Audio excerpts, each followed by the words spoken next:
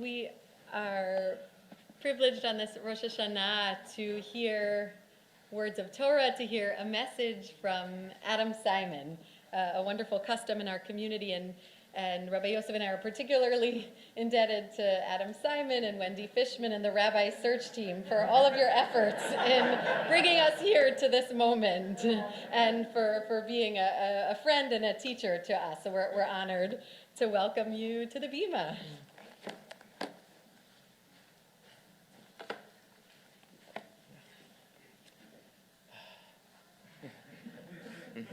Enough of a reason to give a drash. Take off your mats for a while. So 2 nights ago, we gathered around our family table to start Rosh Hashanah. It was cousins and aunts and uncles, grandparents, siblings. There was 11 of us, not too big of a group. And after the chaos of a day of cleaning and food prep, we paused, we lit candles, took a deep breath, and then turned to each of our children and placed our hands on their heads and blessed them. And we said the same, Yivarechecha Adonai v'yishmerecha, we've used every Friday night and holiday, week in and week out since they were born. For our son, who will move into his freshman dorm tomorrow, this was a particularly powerful moment as I tried to transmit all of my hopes and my dreams and my blessings into these hands. And I've been thinking a lot lately about that kind of contact, about how physical connections can impact an emotional connection. As we've all experienced during COVID, the lack of celebrating together, engaging virtually, physical isolation, it's disconcerting, it's almost inhuman. Of course, COVID has been unsettling in so many ways. A friend of mine shared a term that they use in the military to describe certain environments as VUCA, V-U-C-A, volatile, uncertain, complex, and ambiguous. It also describes our lives the last 18 months, with a lack of routine, artificial barriers to many human interactions, and obstacles to filling our emotional cups, challenging our ability to handle the otherwise typical ebb and flow of our lives. This VUCA time has been disruptive spiritually too. There's so many limitations on the ways we typically would access God, whatever that might mean to you. We can't pray closely with our community. We have to sing through masks at best, and otherwise through the artificiality of a computer screen. We can't just sit quietly in a Shiva home. We can't as easily travel to the awe-inspiring places in the world. It can be isolating, and it can be lonely. Even when we are able to engage these behaviors, I find the limitations on my physical experience frequently robs the kavanah, the religious intention from these moments. The rituals can feel merely ritualistic, all action with no meaning. And at the same time, as I've been reflecting on what we can't do during COVID, I found this host of ways that physicality, in particular tactile Jewish rituals, are available to us during COVID. Our sense of touch can help us connect spiritually and navigate what is truly a very challenging VUCA time. We may not be able to reach out and touch the Torah virtually, but we can feel the wrap of a talit. We can sense the contrast between sharp lulav leaves and a bumpy etrog. We can touch the sweat dripping down our face as we dance at an outdoor wedding or bar mitzvah. We can gird ourselves through Judaism's physicality, making deeper connections to this time and these texts, and make more meaning of these holidays. So I see 3 dimensions for how the physical touch of Judaism might elevate and enhance our spiritual journeys. First, grounding us in time. When I was in college, my mother's parents both got sick right around the same time. They were always old and fairly feeble in my mind, but unfortunately this time was worse, and my grandmother passed away. And I remember vividly them wheeling my grandfather, gravely ill, in a wheelchair into the funeral. And he was disoriented, and he was talking loudly, and he was looking all over the place, trying to figure out where he was. in what I only assume was this very heavily medicated state.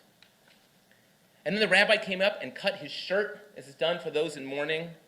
And I remember my uncle taking his hands and placing his hands on the tear. And my grandfather suddenly grew very quiet. And there he sat for the entire service, head slightly bent down, hands grasping onto that tear in his shirt, comprehending, potentially for the first time, that his wife of decades was gone. That touch of the tear pulled my grandfather into that moment. In a similar way, I'm brought to Rosh Hashanah when I hold a shofar or feel its vibrations, put on a kittel, or get sticky fingers from apples dripping full of honey. I heard a doctor once offer a technique for people who are experiencing high anxiety. To re-regulate, she said, sit and name 5 things you can see. Walk around and touch 4 different textures. Find 3 things you might smell, and so on. In the same way, the sensation of a silver-plated cup to my lips, followed by cheap kosher wine, or the cinnamon sugar we put on our challah during Tishrei, they pull me into this time. They ground me, and they elevate this as holy.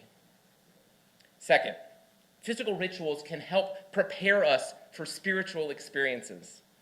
There's this sweet melody I learned when I was camp as a kid that's often used to start the Amidah. Adonai sefartach tiftachu fi gitehilatecha. Oh God, open my lips so my mouth can declare praise. And what do we do when we say those praise words? We actually physically step back 3 times, and then we step forward again, as if we are approaching the presence of a regal power. More symbolically, there's a beautiful Hasidic teaching that I find adds meaning both, as Rabbi Yosef spoke about, in terms of our hearts, and considering the Yom Kippur practice of striking our hearts during the confessional, striking our chest. You know, in the Shema we say, Vayehu hadvarim ha'ela asher anochi mitzavcha hayom al levavecha. And these words which I command you on this day shall be on your heart. Why does the Shema say on your heart as opposed to the words being in your heart? Because as we are, our hearts are closed. And the holy words can't get in there. They stay on top of our hearts, until one day our hearts break open. And then the words can fall in. In order to hear and feel the words of God, we have to let our hearts break open. So I like to think that as we bang our chest during Vidui, we are helping our hearts break open so God's words can come in, so we can feel the power of divinity. Or perhaps, as one of my teachers, Rabbi Avi Killip, describes, banging our chest becomes like heart compressions. She describes it as CPR for the soul, helping resuscitate us and awaken us so we can better consider complicated and holy questions like, how do we express gratitude for our blessings? How do we connect with something beyond ourselves? What do we most deeply care about? What will we do differently this year? What will we do better? Third, when we're grounded in the moment and prepared for spiritual connections, we may be able to draw actual holy connectedness from the physical contact. It might feel somewhat banal, but since the beginning of COVID, I've been oddly struck by not kissing the Torah as it's paraded around the room. At first, when everyone was remote, there was no Torah to kiss. Then we had this weird phase of like one person walking around the bima in sort of this on-camera, off-camera kind of way. Nobody was actually touching the Torah. And even now today, for so many who are on Zoom, there is a physical distance from the Torah. There's this oddity of this ritual, though, that's always struck me, that we actually do the reverse of kissing the Torah. We first touch it with our fingers or an object, and then we bring it to our lips, not the other way around. It's as if we actually want the Torah to kiss us, to pull the divine spirit, that holy text, into us. Fortunately, while interacting with the Torah is more challenging this time, there's countless other COVID-safe, tactile ways to bring divinity into our souls. You might consider touching a mezuzah and kissing your fingers as you enter a room. Of course, with the appropriate use of hand sanitizer before and after. Or you might consider laying tefillin, wrapping your arm and your hand tightly and feeling the straps along your head. I've found spirituality in simply breathing, meditation, exploring the link between the duality of the Hebrew word neshama, meaning both breath and spirit. In my pre-Shari Torah years, I served for a period of time on a synagogue's Chevra Kadisha, the Jewish Burial Society. Soon after that email blast would go to the whole synagogue announcing someone's passing, a small group of us would get an email looking for volunteers to prepare a body for Jewish burial. And a few of us would come, me almost always decades younger than anybody else, and we went through this delicate, ancient set of rituals. We would wash every part of the body. We would put on a burial shroud. We're saying these blessings throughout. The only other words were infrequent, soft utterings of slicha, excuse me, if we accidentally jostled the deceased. The rituals were intensely physical, producing this quiet, beautiful, immensely powerful spiritual experience. Another tradition that is typically done by only a few in most conservative synagogues that Rabbi Annie mentioned yesterday, that you might consider, is full prostration during the Aleinu on Rosh Hashanah and Yom Kippur. You may notice us in the back or in a corner when there's just a few of us each year, kneeling on the hard linoleum of Lakelands Park Middle School, or squeezing between the blue curtain and the last row of chairs in the back. We seek to embody the depths of the Aleinu's words in awe. And when everyone bows, V'anachnu, we first get on our knees and then place our foreheads all the way to the ground. And I get to hear my voice echoing oddly, and everyone else's voices suddenly get very muffled.